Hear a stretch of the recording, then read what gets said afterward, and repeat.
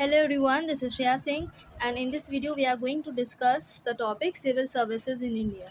Okay, so let's start. According to the Sardar Vallabhbhai Patel, civil service is the steel frame of India. Okay, जैसे कि हमें पता है कि जो सिविल सर्विसेज है, it is a backbone of our Indian administration. Okay, जितना भी एडमिनिस्ट्रेटिव वर्क होता है वो सभी के सभी हमारे सिविल सर्वेंट्स इम्प्लीमेंट करते हैं. Okay, so that is why it is known as permanent executive branch of the country which is responsible for implementing the policies. Now these policies are framed by our ministers. ठीक है, civil servants का कोई भी role नहीं होता है in the legislation process, but जो implementation work होता है, जो एग्जीक्यूशन वर्क होता है, that is done by the civil servants on the behalf of the government. Okay, so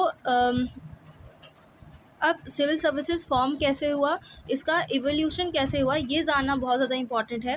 because there are the number of events which have been taken in the past years which has resulted in building the structure systematic order of the civil services. ठीक है, so let's start with its evolution. So its evolution can be traced back in the modern empire period. तो during the time of the Kautilya's. ठीक है, कौटिल्य की अर्थशास्त्र तो सबको पता है कि है. तो उनके जो थ्योरी थी एस्पियोनस सिस्टम की and the theory of the Saptanga in Arthashastra, जो 7 बेसिक एलिमेंट्स बताए गए हैं एडमिनिस्ट्रेशन के. ठीक है, जिसमें आप देखते होंगे, आपने पढ़ा होगा in the previous semesters that it consisted of the Amatya and जो जन है, अमत्य है, और 7 उसकी काफ़ी 7 एलिमेंट्स हैं उसी में ही. ठीक है, तो उनके एडमिनिस्ट्रेशन में तो वही चीज़ जो है, वही एक सेंट्रलाइज सिस्टम को, एक सेंट्रलाइज स्ट्रक्चर को रिप्रेजेंट करता है. ठीक है, the same has been seen in the Gupta period also, where we can see a centralise system of administration. Okay, then during the medieval period जब मुगल्स आए थे, so they had also created the Mansabdari system which was the pool of the civil service deployed for the civil and the military purposes. ठीक है, so the growth जो थी civil services की, it can be seen during the British period in India. And the purpose of the civil services was to distinguish the company servants engaged in the commercial affairs from the people who are employed within the military services. ठीक है, तो यही चीज़ मैं कहना चाह रही थी कि यहाँ पे ये डिस्टिंग्विश करने के लिए था कि मिलिट्री वालों की सर्विसेज अलग हो एंड जो एडमिनिस्ट्रेशन संभालते हैं इन द कमर्शियल अफेयर्स उनका different. Then from here the timeline begins. अब जितने भी पूरे हैं, क्योंकि एमसीक्यूज इसके जो हैं, एमसीक्यूज प्रिपेयर करने से और उसको सॉल्व करने से अच्छा है कि इसके वन लाइनर्स उतने जल्दी कंप्लीट भी हो जाएंगे और उसमें सभी एमसीक्यूज जो हैं जिसके फॉर्म हो सकते हैं वो कवर अप भी हो जाएंगे. ठीक है, तो इसीलिए मैंने एक प्रॉपर टाइमलाइन बनाई है और उस टाइमलाइन के हिसाब से जितने भी गवर्नर जनरल्स आए हैं और उन्होंने जो कुछ भी चेंजेस किए हैं with in this whole structure of the civil services, तो वो जो है मैंने इसमें इंक्लूड कर दिया है. वो सभी इंपॉर्टेंट पॉइंट्स इसमें मैंने ऐड किए हैं. So let's start with it. और ये पूरा 1772 से लेके इंडिपेंडेंस के बाद वाला टाइम है, तो बहुत ध्यान से इसको हर एक पॉइंट देखेगा. और ऑब्वियसली बात है कि इसको लर्न तो करना ही पड़ेगा. एंड क्योंकि जहाँ तक कि इसी से एमसीक्यूज फॉर्म होंगे. Okay, so it all begins from 1772 when the lord William Hastings laid down the foundation of the civil services. ठीक है, तो सबसे पहले जो हास्टिंग है, ठीक है, यहाँ पे ध्यान रखिए कि हार्डिंग नहीं है ये. ठीक है, लॉर्ड हार्डिंग जो है वो बाद में आएंगे and this is Hastings. Okay, he also established the office of district magistrate by introducing it in the judicial plan of 1772. ठीक है, तो इनका देखो दो चीज़ याद करनी है. पहला कि इन्हीं की वजह से सिविल सर्विसेज आया है. ठीक है, इन्हीं की वजह से आया था because he lead down the foundation of it. Secondly, इन्होंने इस्टेब्लिश किया है the office of district magistrate. ठीक है, ये भी इंपॉर्टेंट है, by introducing it with in the judicial plan of 1772. तो क्वेश्चन में ये भी आ सकता है कि when judicial plan came and for what. तो judicial plan came in 1772 for the establishment of the office of district magistrate. Fine, and it was blocked by William Hastings. Then after that it is 1786. ठीक है, 1786 में कौन है? Lord Cornwallis है. Now this is the most important question कि Lord Cornwallis is known as the father of civil services in India. ठीक है, अब इनमें और सरदार वल्लभ भाई पटेल में दोनों में क्या अंतर है? Lord Cornwallis is known as the father of civil services within India. ठीक है, एंड जो सरदार वल्लभ भाई पटेल हैं, he is regarded as a father of the modern civil services in India. ठीक है, मॉडर्न सिविल सर्विसेज होगा या फिर ऑल इंडिया सर्विस होगा। ठीक है, Lord Cornwallis civil service in India and Sardar Vallabh भाई Patel as father of all Indian services. ठीक है, then he modernise rationalise and systematise the civil service in India. अब विलियम हेस्टिंग ने क्या किया था, he laid the foundation of the civil service and Lord Cornwallis ने systematic तरीके से उसको जो है डेवलप किया। ठीक है, rationalise, modernise and systematise the civil services with in the India. He also established the Mal Adalats and abolished the public-private trade from civil services. He fixed the salaries of the civil servants to rupees 1500 per month. ये भी पूछा जाता है। In 1791 also establish office of superintendent of police. जैसे William Hasting था, उन्होंने district magistrate का office establish किया था, वैसे ही लॉर्ड कॉर्नवालिस ने सुपरिंटेंडेंट ऑफ पुलिस स्टैब्लिश किया था to check the corruption. He introduce the policy of racial discrimination in civil services. Then racial discrimination यहाँ पे क्यों इन्होंने इंट्रोड्यूस किया है वो पता चलेगा, क्यों हम कह रहे हैं यहाँ पे रेशियल डिस्क्रिमिनेशन। बिकॉज इन्होंने दो डिविजन्स फॉर्म किए थे with in the civil services. एक था क्या, covenanted and second was uncovenanted. ठीक है, कोविनेंटेड यानी हायर पोस्ट थी और अनकोविनेंटेड लोअर पोस्ट थी, जो कि नॉन यूरोपियंस कहें या नॉन ब्रिटिशर्स कहें, ठीक है, नॉन इंग्लिशमैन्स कहें, वो सब की सब अनकॉन्विनेंटेड में आते थे, लोअर लेवल पे आते थे, उन सबको लोअर रैंक की पोस्ट दी जाती थी। और जो कॉन्विनेंटेड होते थे, कॉन्विनेंटेड में इंक्लूड होते सारे ब्रिटिशर्स, इंग्लिशमैन, ठीक है, वो सभी के सभी इसमें आते थे और इन लोगों को हायर पोस्ट दी जाती थी। एंड इसमें कोई भी तरीके का ओपन कंपटीशन का कंसेप्ट अभी नहीं आया है, रिटन एग्जामिनेशन कुछ भी नहीं होता था। यहाँ पे सिर्फ और सिर्फ खाली नॉमिनेशन के तरीके से जो है एडमिट किए जाते थे, अपॉइंट किए जाते थे सर्वेंट्स को, सिविल सर्वेंट्स को। ठीक है, और ये अपॉइंट कौन करता था, आइदर जो सेक्रेटरी ऑफ द स्टेट्स होते थे, वाइस रॉयज होते थे, वही लोग जो है अपॉइंट करते थे सिविल सर्वेंट्स को। ठीक है, तो यहाँ पे कोई भी तरीके का एक वो नहीं था, कंपटीशन नहीं होते थे, एग्जामिनेशंस नहीं होते थे। Okay, so in 1791 also establishes okay, so introduce the policy of racial discrimination, ये भी हो गया हमारा। उसके बाद आते हैं सिलेक्शन प्रोसेस। ठीक है, तो during his time was also done through the patronage system. He used to nominate officers, वही मैंने बताया कि वो नॉमिनेशन के थ्रू होता था। ठीक, तो इतना समझ में आया कॉर्नवालिस का। उसके बाद 1800 में आते हैं वीजली। ठीक है, और वीजली के टाइम पे ज़्यादा कुछ भी नहीं हुआ है, बस खाली ट्रेनिंग वाला जो पार्ट है ना, ट्रेनिंग सिविल सर्वेंट्स की, वो वाला पार्ट इसमें आप देख सकते हो कि डेवलप हुआ था। इसमें क्या था कि he establish Wellesley had establish the Fort William College in Calcutta to educate and train the newly civil servants. ठीक है, और बाद में it was this Fort William College in Calcutta, यहाँ पे ट्रेनिंग होती थी सिविल सर्वेंट्स की। This college was transferred and shifted to the Haileybury college in London as East India College in 1806। ठीक है, अब ये क्यों ट्रांसफर हुआ था, क्यों शिफ्ट हुआ था, बिकॉज कोर्ट ऑफ डायरेक्टर्स जो थे they were not supporting to the Wellesley. ठीक है, they didn't supported, they didn't provide any aid. ठीक है, जिसकी वजह से उनको ये कॉलेज जो है यहाँ से शिफ्ट करके लंदन करना पड़ा। एंड फिर वहाँ पे ट्रेनिंग होती थी जितने भी सिविल सर्वेंट्स होते थे। तो this was also known as, this college was also known as East India College. और 1806 में वहाँ पे शिफ्ट हो गया था। और लॉर्ड वीजली जो थी, इनका जो टाइम पीरियड था वो भी 1806 तक ही था, फिर उसके बाद ये हट गए थे। तो इस वजह से भी जो है कॉलेज यहाँ से वहाँ तक शिफ्ट हुआ, फिर ट्रेनिंग वहाँ पे होती थी। ठीक है, देन 1831 में गवर्नर जनरल विलियम बेंटिक आए and he abolish the policy of racial discrimination. Now racial discrimination की पॉलिसी किसने स्टार्ट की थी, कॉर्नवालिस ने स्टार्ट की थी। ठीक, and open the civil service for Indians also. ठीक, अब विलियम बेंटिक आए तो उन्होंने बहुत अच्छा काम किया कि पॉलिसी हटा दी रेशियल डिस्क्रिमिनेशन की। ठीक, और सेकंड काम ये किया कि उन्होंने सिविल सर्विसेज को इंडियंस के लिए खोल दिया। अब यहाँ पे एक पॉइंट आ रहा होगा कि ये इंडियंस यहाँ पे अभी सिविल सर्विस इंडियंस के लिए खोला गया, तो फिर पहले क्या था, पहले क्यों हम लोग अनकॉन्विनेंटेड वाला पढ़ रहे थे। तो अनकॉन्विनेंटेड वाला जो होता थी, जो पोस्ट होती थी वो लोअर लेवल की होती थी, उसमें हाई लेवल के सिविल सर्वेंट्स और ये सब आते ही नहीं थे। लोअर लेवल यानी बिल्कुल लोअर लेवल की असिस्टेंट वाली जो होती थी, हेल्पिंग वाली जो हेल्पर्स वाली जो पोस्ट होती थी वो सब मिलती थी। और वो भी ये नहीं था कि सिर्फ खाली इंडियंस के लिए हो, जो नॉन यूरोपियंस या नॉन ब्रिटिशर्स होते थे वो उनके लिए होती थी। ओके, अब यहाँ पे जब विलियम बेंटिक आए तो इन्होंने रेशियल डिस्क्रिमिनेशन हटाया और तब यहाँ से जो है it open the civil services for Indians also, कि अब इंडियंस भी जो है जा सकते हैं सिविल सर्विसेज में। अब रिक्रूटमेंट वाला जो डाउट है वो आगे जाके क्लियर हो जाएगा कि कैसे होता था। ठीक है, आगे हम लोग कंटिन्यू करते हैं। कॉन्स्टिट्यूटेड द ऑफिस, अब यहाँ पे ये भी इम्पॉर्टेंट है कि constituted office for divisional commissioner. ठीक है ना, डिविजनल कमिश्नर कहें या फिर सेक्रेटरी, चीफ सेक्रेटरी, सेक्रेटेरिएट की भी पोस्ट इन्होंने निकाली थी विलियम बेंटिक ने। तो इनके ही टाइम पे ये सब चीज़ें हुई, constitute the office of them according to the charter act of 1833। It open the civil service for Indians also, ठीक है। तो 1831 में विलियम बेंटिक आया था, 1833 में it open civil service for Indians, ठीक है। ये according to the charter it open the civil services for Indians. Then in 1853 में लॉर्ड मैकॉले आए, और जो मेजर चेंजेस हुए थे वो लॉर्ड मैकॉले के टाइम पे ही हुए थे।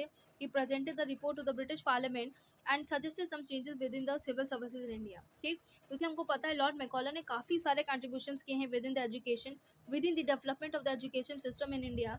सो यही जो एक्ट है था हमारा charter act of 1853, according to that it introduce a merit based civil servants, ठीक है। मेरिट बेस का क्या मतलब होता है कि it resulted into the development of competitive exam, ठीक है, ओपन कॉम्पिटिटिव एग्ज़ाम। एंड अब इसमें क्या था कि अब सिविल सर्विस में जो भर्ती होती थी वो कॉम्पिटिशन्स के थ्रू ही होगी, एग्जामिनेशंस के थ्रू ही होगी, कोई नॉमिनेशन प्रोसेस यहाँ पे नहीं होगा। और क्योंकि रेशियल डिस्क्रिमिनेशन तो पहले ही हट गया था, पैट्रोनस सिस्टम पहले ही हट गया था, तो वही चीज़ है कि अब इसके थ्रू पूरा एक लीगल प्रोविजन बन गया था कि भाई अब तो ओपन कॉम्पिटिशन होंगे और उसी के ही ज़रिए सिविल सर्वेंट्स में रिक्रूटमेंट्स होगा, ठीक। And Indians was also included, क्योंकि विलियम बेंटिक ने 1833 में उसको ओपन कर दिया था फॉर द इंडियंस, ठीक है। तो ये लॉर्ड मैकॉले का बहुत ज़्यादा इंपॉर्टेंट है। 1853 में जब लॉर्ड मैकॉले आए थे, he presented its report to British parliament और फिर ये मेरिट बेस्ड सिविल सर्वेंट का सिस्टम आया, ठीक है। Then after that the first competitive exam, ये बहुत ज़्यादा इंपॉर्टेंट पॉइंट है, ठीक है। This is very important point. The first competitive exam for the recruitment of the civil servant start in 1855, और ये स्टार्ट होने से पहले लंदन में सिविल सर्विस कमीशन स्टैब्लिश हुआ था इन 1854, ठीक है। 1854 में सिविल सर्विस कमीशन स्टैब्लिश हुआ, कहाँ पे? लंदन में। अभी इंडिया में कुछ भी स्टैब्लिश नहीं हुआ, अभी सब एग्जाम्स लंदन में होते थे, ठीक है। और ये सभी रिक्रूटमेंट प्रोसेस सब लंदन में होता था, एग्जाम वगैरह सब वहीं पे ही होता था। जो पहला कॉम्पिटेटिव एग्जाम जो हुआ था वो 1855 में हो गया था, आफ्टर दिस रिपोर्ट हैज़ केम, ठीक है। अब इसकी एज क्या होती थी? मिनिमम एज 18 ईयर्स है, मैक्सिमम एज 23 ईयर्स है, ये भी पूछा जाता है। देन सिलेबस क्या था हमारा? भाई सिलेबस क्या है, ये तो किसी ने पूछा ही नहीं। इंग्लिश लैंग्वेज है, classical learning of Greek and Latin है। This is a major disadvantages for the Indians, क्योंकि उनके लिए लैंग्वेज भी क्या थी? डिफरेंट थी। दोनों ही लैंग्वेज, चाहे वो ग्रीक हो चाहे वो लैटिन हो, एंड इंग्लिश में भी उन लोगों को डिफ़िकल्टी होती थी, ठीक है। तो जो मिडिल मिडिल क्लास के जो लोग थे, जो एजुकेटेड नहीं थे उतना, वो तो भाई जा ही नहीं सकते थे उसमें, राइट। और जो बहुत ज़्यादा एजुकेटेड लोग होते थे, एलीट क्लास के लोग होते थे इंडियन सोसाइटी में, जिनकी स्टडी पूरी की पूरी बाहर ही हुई हो, आउट ऑफ कंट्री हुई हो, सिर्फ खाली वही इस एग्ज़ाम को क्वालिफाई कर सकते थे, ठीक है। और तो वो एक तरीके से इनकी स्ट्रैटेजी थी ब्रिटिशर्स की, for making it syllabus so tough कि कोई इजीली इसको क्रैक ही ना कर पाए। देन इन 1864 में फाइनली जो सत्येंद्रनाथ टैगोर जी थे, he became the first Indian to clear this exam, ठीक। तो he was the first one to clear it in 1864 में। देन 71 में R C Dutt and Bihari Lal Gupta, they also got selected, ठीक है। Two of them got selected, लेकिन यहाँ पे बहुत बड़ी एक वो हुआ था कि सत्येंद्रनाथ टैगोर ने क्वालिफाई तो कर दिया था एग्ज़ाम को, बट इनको पोस्ट नहीं मिली थी, ठीक है। क्योंकि इनकी एज की वजह से आई गेस कुछ प्रॉब्लम हुआ था कि ये सिविल सर्विसेज ज्वाइन नहीं कर पाए थे, ठीक है। और इनके बाद 1871 में R C Dutt and Bihari Lal they got selected. Then 1878 में governor general Lord Lytton introduce statutory civil services, ठीक है। Statutory civil service in 1870 which reduce the ICS age from 21 to 19। तो यहाँ पे एज जो थी वो तो चेंज हो गई, बट दिस सिस्टम फेल्ड, ठीक है। ये सिस्टम फेल हो गया था और अबॉलिश हो गया था, इसके ऊपर ज़्यादा क्वेश्चन नहीं मिलेंगे, ठीक है। लेकिन ये था कि भाई ये स्टैट्यूटरी सिविल सर्विसेज 1878 में आया था और इसकी एज 21 से 19 चेंज हुई थी। एज को लेके भी कई सारे ऐसे एक्ट्स बने हैं, प्रोविजंस बना है, जो कि एज के लिए सिर्फ खाली बनाए कि भाई एज 21 से 19 हो रही है, कहीं पे 23 हो रही है, कहीं पे 21 हो रही है, ठीक। अभी लास्ट में देखेंगे हम लोग कि क्या फाइनल एज निकल के आती है। Then in 1885 Indian National Congress was established, तो सबको पता है कि भाई आईएनसी फॉर्म हुई थी। फिर 1886 उसके एक साल बाद लॉर्ड डफरिन आए, उन्होंने सेटअप किया Aitchison commission which was led by the sir Charles Firston Aitchison to recommend changes with in the civil services, ठीक है। And abolish statutory service civil services system, क्योंकि ये अबॉलिश क्या होगा, पहले ही this system was this system obviously fail हो गया था, इट वॉज अबॉलिश, ठीक है। तो वो तो बाद में एजुकेशन कमीशन आया तो ये statutory service system was abolished. और इस कमीशन के अकॉर्डिंग ही ये जो पहले क्या था, पहले हमारा 2 टायर सिविल सर्विसेज क्लासिफिकेशन था, है ना? एक जो था कोविनेंटेड था, अनकोविनेंटेड था, राइट? वो 2 टायर क्लासिफिकेशन कहलाएगा। अब इसमें बाद में क्या हुआ, आफ्टर दिस एजुकेशन कमीशन इन 1886, अब यहाँ पे 3 टायर क्लासिफिकेशन आया। अब ये प्रोविजन बना के एक इम्पीरियल होगा, एक प्रोविंशियल होगा और एक सबऑर्डिनेट सिविल सर्विसेज होगा। और ये जो आप इम्पीरियल वाला देख रहे हैं ना, इसमें maximum number of British candidates थे, ठीक है? मैक्सिमम ब्रिटिश कैंडिडेट्स थे, तो ये इम्पीरियल वालों के लिए था।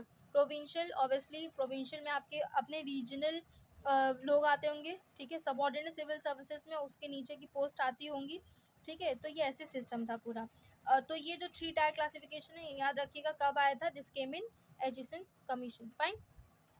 It also demanded to conduct exam in India and fix the maximum age for the candidates to 23 years, ठीक है, for entering into civil services। फिर यहाँ पे एज का लफड़ा हुआ कि भाई अब कह रहे हैं कि 23 ईयर्स होना चाहिए, ठीक।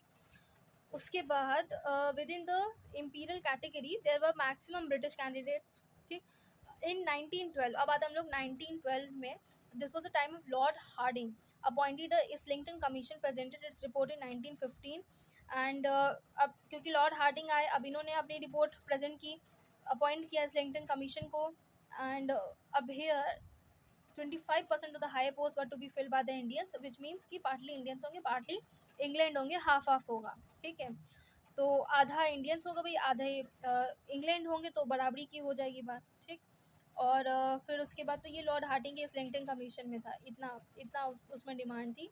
देन और भी डिमांड्स थी, एक बार आप प्लीज़ आके गूगल पे इसको पढ़ लीजिएगा अच्छे से, यूट्यूब पे ही और भी चैनल्स हैं जिन्होंने बहुत डिटेल में अलग अलग कमीशंस को एक्सप्लेन किए हैं, ठीक।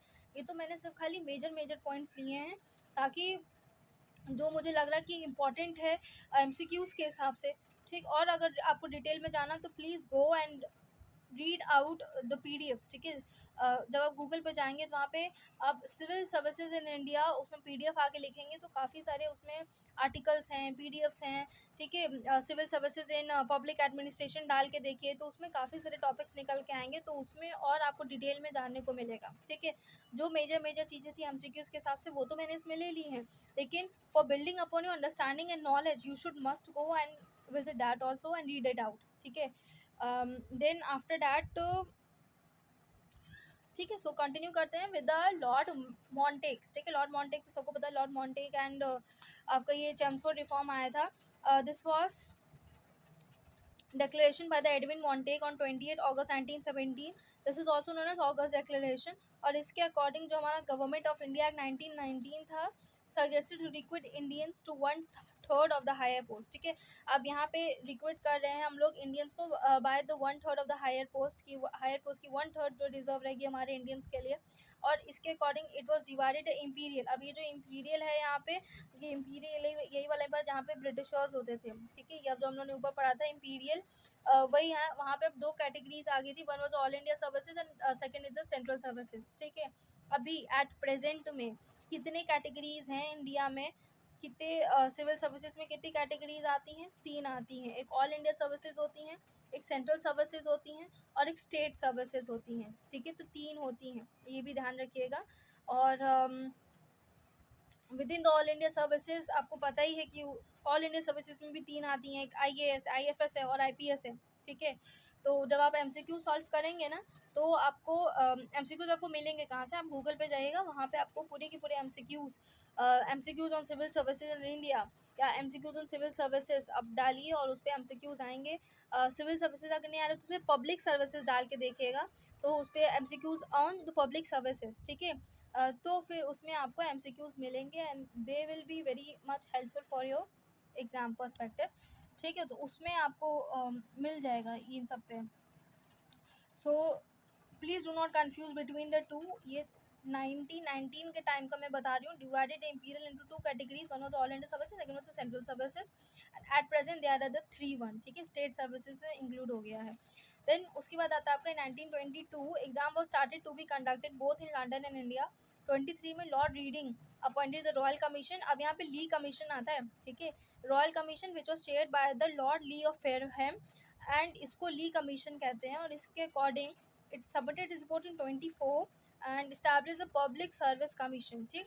अब यहाँ पे क्या है हमारा कि पब्लिक सर्विस कमीशन यहाँ पे इस्टेब्लिश होता है। यहाँ पे 40% should be Britishers, 40 Indians recruited directly recruit होंगे Indians, and 20% should be filled by the promotion from the provincial civil services. ठीक है, तो ये पूरा का पूरा जो प्रोविजन था हमारा रिक्रूटमेंट का, ये आया था कहाँ पे, ली कमीशन में। ठीक है, the Secretary of the State should continue to recruit the ICS and Indian Foreign Services, etc. Okay, so on 1st October in 1920, the first Public Service Commission was established in India. ठीक है, तो ये जो public service commission था हमारा, ये 1 अक्टूबर 1926 में establish हुआ था।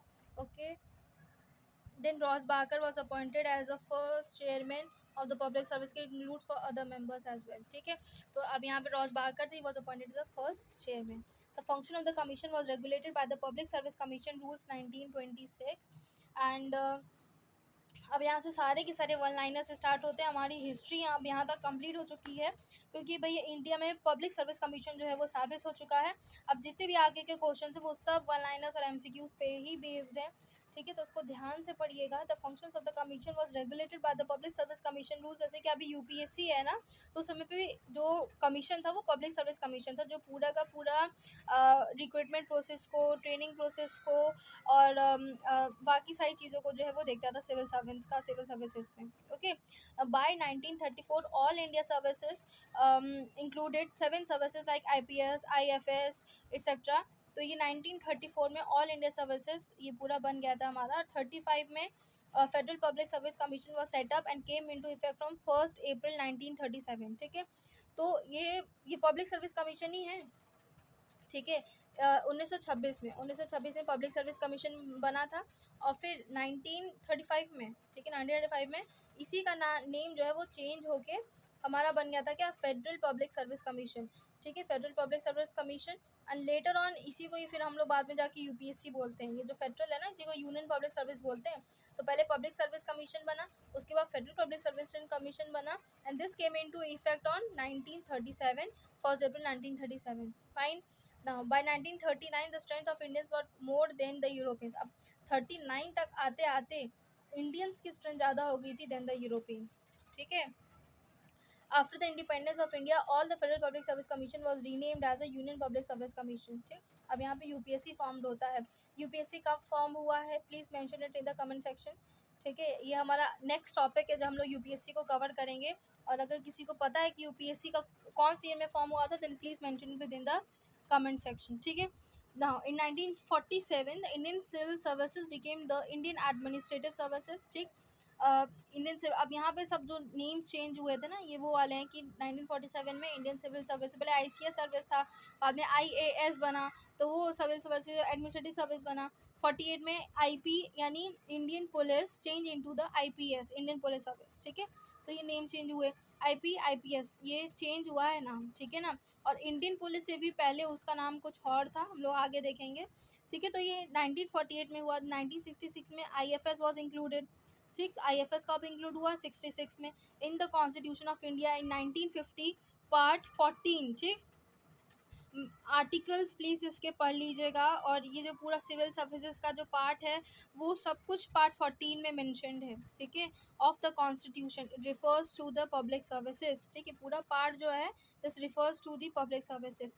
फिर 1966 के बाद 1976 में कोठारी कमेटी आती है, which recommend the 3 state selection process prelims. ये 3 स्टेट्स नहीं होगा, ये 3 स्टेजेस होगा। ठीक है, दिस इज वो stages, 3 stages selection process, prelims, mains and personality test, सबको पता होगा। देन 1989 में सतीश चंद्र कमेटी आती है।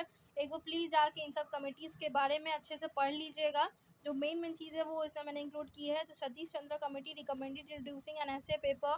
देन 2004 में होटा कमेटी आती है, which recommend introducing the aptitude paper in the preliminary examination. ये सब एग्जामिनेशन के बारे में तो पता ही होगा। ज़्यादातर बच्चे जो होते हैं वो आईएएस की प्रिपरेशन में ये सब पढ़ते ही हैं कि कैसा पेपर होता है, कैसे इसके लेवल्स होते हैं। ठीक है, लेकिन ये नहीं देखते हैं कि कौन सी कमेटी के ज़रिए कौन सी ईयर में सभी प्रोविजंस ऐड हुए थे। ठीक है, so please go and visit this committees. ठीक है, कि क्या कौन कौन से कमीशंस थे और क्या से कमेटी का क्या चीज़ जो है ऐड हुआ था विद इन दिस यूपीएससी ठीक है। देन द कार्डर कंट्रोलिंग अथॉरिटीज़, ये भी इंपॉर्टेंट है कि आईएएस कौन देखता है, ministry of personnel public grievances and pensions, IPS ministry of home affairs देखती है, IFS ministry of environmental forest देखते हैं, ठीक है। By the Indian council act 1861 the British government led the foundation of Indian police and it was called superior police services, ठीक। तो जो हम लोग इंडियन पुलिस पढ़े थे ना, उससे पहले भी उसका नाम जो था वो था सुपीरियर पुलिस सर्विसेज, ठीक। Later it was known as Indian imperial police, ठीक। फिर Indian police and then IPS, ठीक है। तो ऐसे ऐसे करके देखिए कैसे नेम चेंज हो रहा है। तो 1861 में बाय द एक्ट ऑफ 1861 उसका नाम चेंज हुआ था टू द इंडियन पुलिस, ठीक है। और it was also called as superior police services, ठीक। Then R Pillai was the first to serve the post of cabinet secretary from 1950 to 1953। सब facts हैं, ठीक है। सब जितने भी फैक्ट्स हैं प्लीज़ इसको लर्न कर लीजिएगा। R Pillai was the first to serve the post of the cabinet secretary. Cabinet secretary की पोस्ट क्या होती है? It is the highest civil service post, ठीक है। जो सीनियर मेंबर होता है, जो सीनियर मोस्ट मेंबर होता है आईएएस का, पूरे इंडियन एडमिनिस्ट्रेटिव सर्विस का, within this whole civil services, सबसे जो हाईएस्ट पोस्ट है, रैंक है, ठीक है, रैंक कहेंगे। सीनियर मोस्ट मेंबर जो होता है वो कैबिनेट सेक्रेटरी की ही पोस्ट होती है, वही वो मेंबर होता है as a cabinet secretariat. And ये जो R Pillai was the first to serve the post of it, ठीक है, from 1950 to 53। The first women IAS officer was Anna George Malhotra. P Sivasankara Menon was the first foreign secretary of India, ठीक है। Vijaya Lakshmi Pandit, though not an IFS, was India's first women ambassador, and she was also was the with in the UN general assembly में भी वो वहाँ की president रह चुकी हैं, ठीक है। Women as a first women president, ठीक है, of the UN general assembly. Beno Zephine NL is the fully blind IFS officer, ठीक है। एंड ये ब्लाइंड आईएफएस ऑफिसर रह चुकी हैं। देन किरण बेदी वो द फर्स्ट आईएफएस ऑफिसर, ये तो सबको पता ही होगा, ठीक है। Then the father of the modern Indian civil services, or the father of the all India services, known as Sardar Vallabhbhai Patel. And civil services day कब होता है? It happens on the 21st April. और कब से start हुआ है civil services day? कब से ये स्टार्ट हुआ मनाना? फ्रॉम द 2006, ठीक है, 21 अप्रैल 2006 से स्टार्ट हुआ है।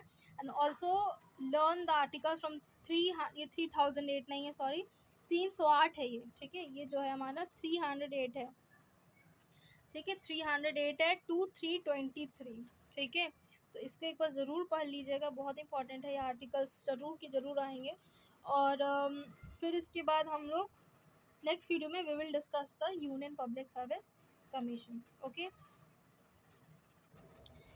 मुझे जो जो पॉइंट्स इंपॉर्टेंट लगे थे मैंने वो सभी पॉइंट्स इसमें इंक्लूड किए हैं।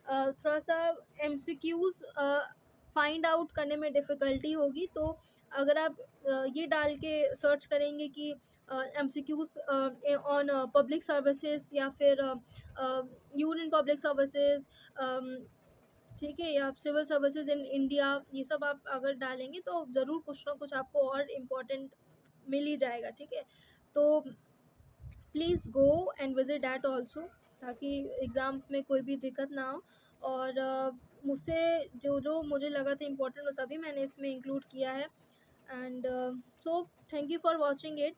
प्लीज़ लाइक एंड सब्सक्राइब, ताकि आने वाली जो वीडियोस हैं उसको भी आप मिस ना करें, उसको भी आप टॉपिक कवर करें, क्योंकि सभी आप ही के सिलेबस के ही वो टॉपिक्स हैं, ठीक है। तो it will be useful for your exam preparation.